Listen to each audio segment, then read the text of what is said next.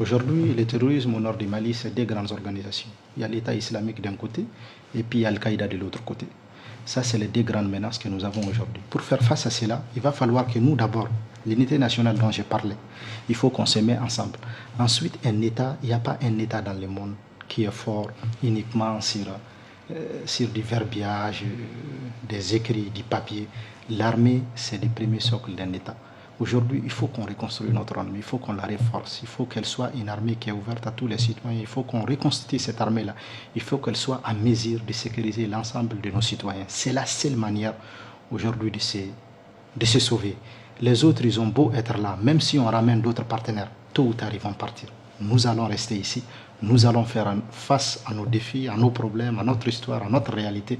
Donc il faut anticiper cela depuis maintenant, reconstruire cette armée, lui donner les moyens qu'il faut pour qu'elle puisse jouer pleinement son rôle de sécuriser son espace, sa population et ses intérêts. Personne ne les fera à notre place. Il faut qu'on oublie cette histoire de toujours on veut remplacer quelqu'un par un autre. Ce n'est pas la solution. Depuis le départ, je l'ai dit, même Serval, même Barkhane, tous ces gens-là, tôt ou tard, ils vont partir. Nous allons rester avec notre réalité. Et aujourd'hui, nous avons les ressources humaines nécessaires pour faire face à tout ça. Mais à condition qu'on les identifie et puis qu'on crée cette synergie-là pour bâtir une véritable armée. Aujourd'hui, rien n'est impossible. Les gens qui sont en train de tuer nos populations, de les massacrer, de créer le chaos et la terreur aujourd'hui, ce ne sont pas des gens qui sont au-dessus, en réalité, de nos capacités. Mais c'est parce que tout simplement, ils ont trouvé des failles. Ils sont rentrés dedans. Qu'est-ce qu'il faut faire pour rendre cette armée opérationnelle à niveau pour qu'elle puisse être sans merci contre ses ennemis de la paix et ses ennemis du pays? Il faut la reconstituer conformément à l'accord de paix. Aujourd'hui, le fait qu'il y ait beaucoup de mouvements qui soient armés au nord du pays, à l'armée de l'autre côté, ce n'est pas normal. Aujourd'hui, ce processus-là, on doit pouvoir, c'est-à-dire les transcender. De l'autre côté aussi, ce n'est pas que la question sécuritaire seulement qui va résoudre ce problème-là. Il faut aussi aller vers ces communautés qui sont délaissées, qui sont oubliées, qui n'ont pas le strict minimum. Il faut aussi faire des projets de développement pour ces populations. Il faut envoyer les enfants à l'école. Parce que l'un des plus grands mâles qui gangrène aujourd'hui la plupart de ces communautés qui sont embrigadées en masse par ces mouvements extrémistes, c'est le fait que ce soit des jeunes qui n'ont pas eu la chance d'aller à l'école, aujourd'hui qui sont laissés à eux-mêmes. C'est des milliers et des milliers, on n'en parle pas assez, mais c'est ça la réalité. Et ces jeunes aujourd'hui qui n'ont pas été à l'école, qui ne savent rien faire, quand des mouvements comme ça les identifient, eh bien, ils les recrutent, ils leur donnent une arme, ils leur donnent 500 000 et puis ils feront n'importe quoi.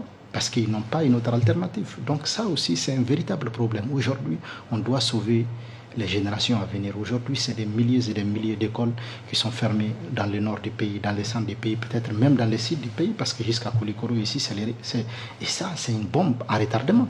Parce qu'un peuple dont les nouvelles générations ne partent pas à l'école, ben, il faut vous attendre à tout avec ces générations.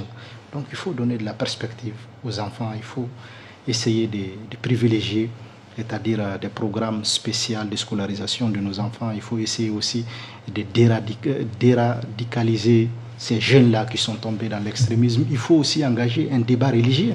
Aujourd'hui, la Mauritanie peut nous servir d'exemple. Voilà un pays qui a mis les chefs religieux en avant. Il y a des débats sans tabou autour de la religion, du djihad, de l'islam et tout ça. On doit pouvoir le faire aujourd'hui. Qu'est-ce qui nous l'interdit? Parce que ces gens-là, s'ils veulent réellement l'application de la charia, nous sommes dans un pays musulman. Moi, je ne pense pas que ça pose problème. Mais il faut engager ce débat-là avec eux. Il faut amener des ulémas, des spécialistes de l'islam. Absolument.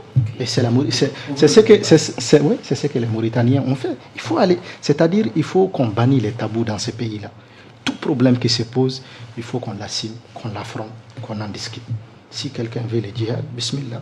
On va discuter avec lui sur la table, on va amener les spécialistes de l'islam et tout ça. Ils vont discuter argument contre argument. Si quelqu'un a un problème politique, il vient, il pose son problème politique, on essaie de trouver une solution. Si quelqu'un a un problème d'insécurité, il vient, il pose son problème. C'est ça, assumer sa responsabilité et jouer pleinement son rôle. Ce n'est pas en fuyant tous ces problèmes-là qu'on va les résoudre.